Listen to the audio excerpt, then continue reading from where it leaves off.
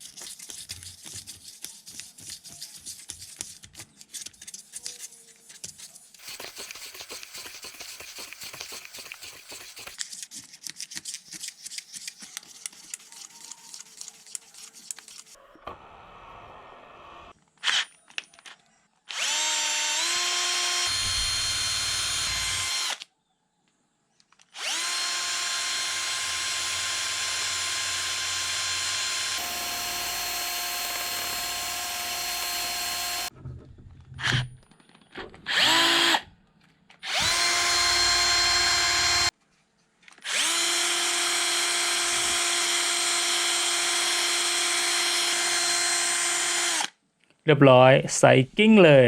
แต่ก็มีหลุมลึกที่ขัดไม่ได้แต่ก็ไม่เป็นไรนะครับใสกว่าเดิมเยอะเพื่อที่จะได้ทำคลิปดีๆให้เพื่อนๆได้รับชมต่อไป HJ สารพัดสร้าง